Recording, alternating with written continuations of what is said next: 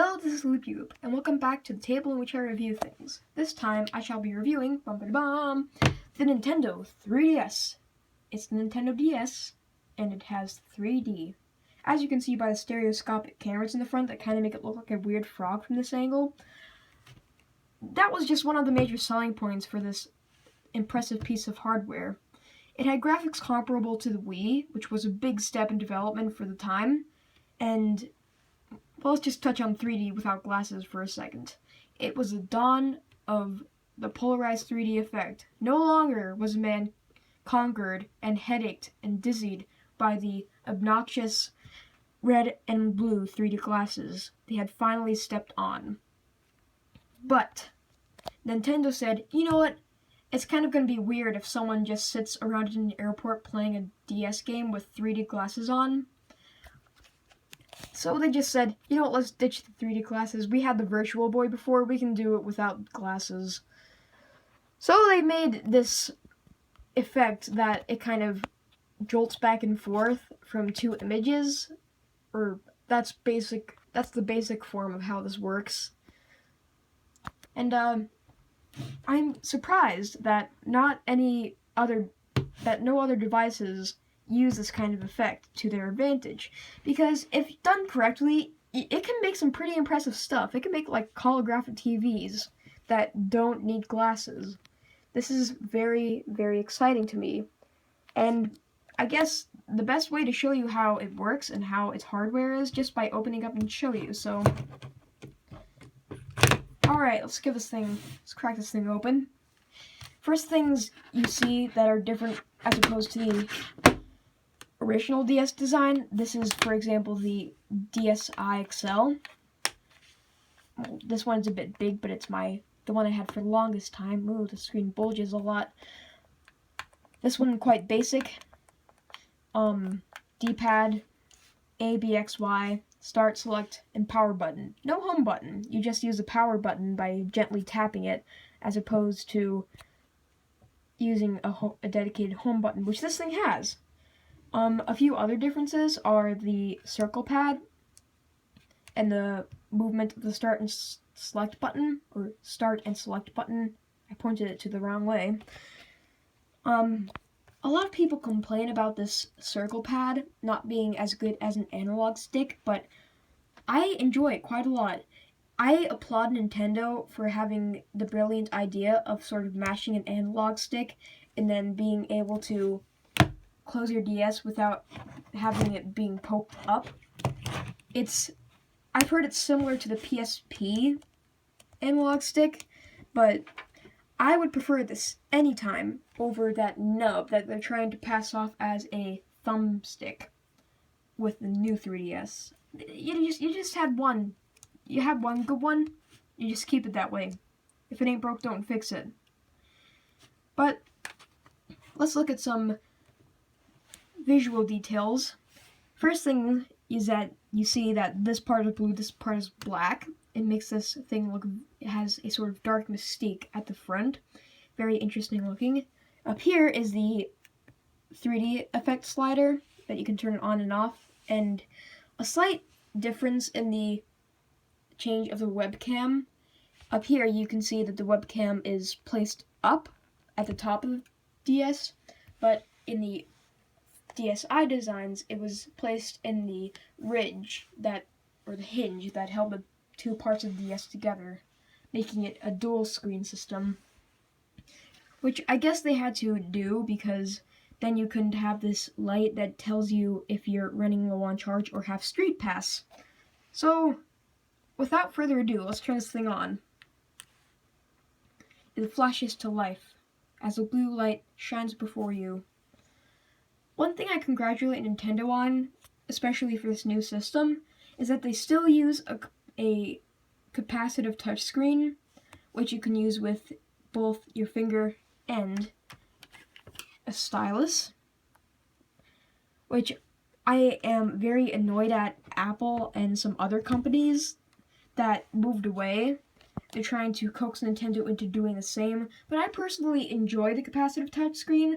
For one, it has better response time, it's easier to use. for 2, you can use styluses with it, which improves precision, and you're not using your meaty fingers all over it and getting maple syrup all over it. 3, it's less hard. It's not less hard. It's easy. It's less. You have less chance of breaking, of the thing breaking. So, I guess let's play Pilotwings Resort, which is a game I've been talking about. So, tab it, or press A in this case, and it flashes to life. Nintendo 3DS. Now, while that loads up, I shall give you some design differences between, well, not my Game Boy, get that out of the way, between the 3DS XL and the just ordinary 3DS. For one, this thing is bigger, and its buttons are a lot more spread out. The power button is a lot more plasticky in this one. The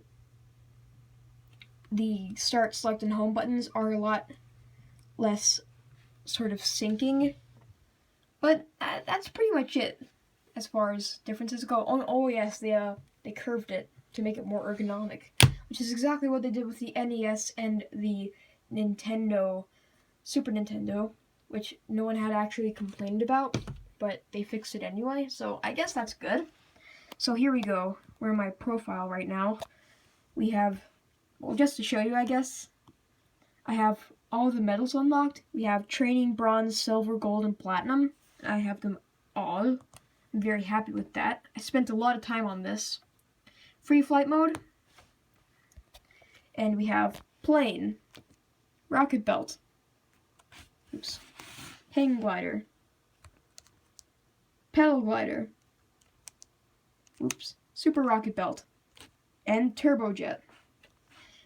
My favorite for exploring is probably the rocket belt, but if you're going to Wedge Island, which is another island in this map, which I'm kind of which is pretty incredible, I like to use a super rocket belt to get there quicker.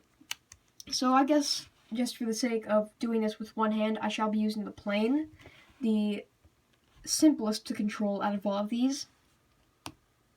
Here we go, plane. And for the sake of the review, evening. Just because I like evening. All the water looks like orange juice.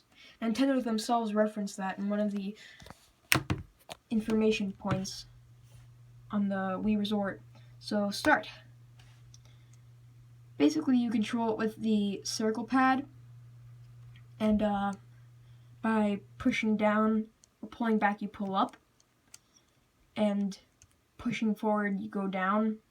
Going left on the circle pad means going left on the screen. Going right on the circle pad means going right on the screen. This is not really a flight simulator in the fact that it really doesn't account for aerodynamic effects, but it's a very fun game. It's not to say it's not a fun game. You can fly around, and if you press the shoulder buttons back here, you can do barrel rolls or aileron rolls if you want to be such a killjoy.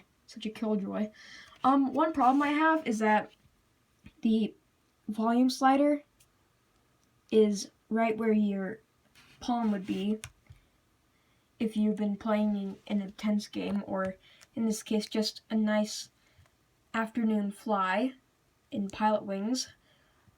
And in this case, if I probably turned it up right now, I will get copyright strike, so I won't do that.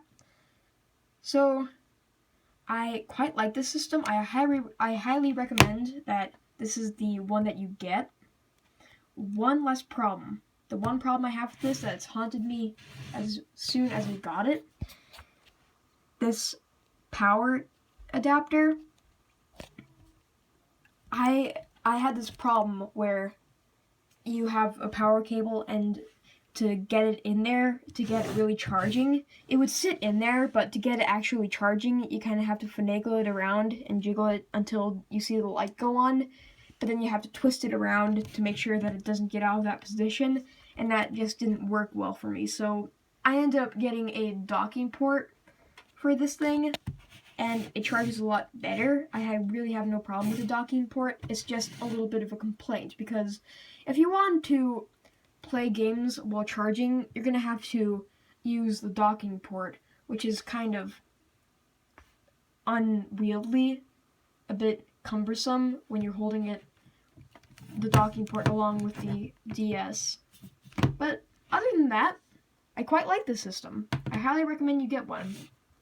Thank you for watching. Signing out.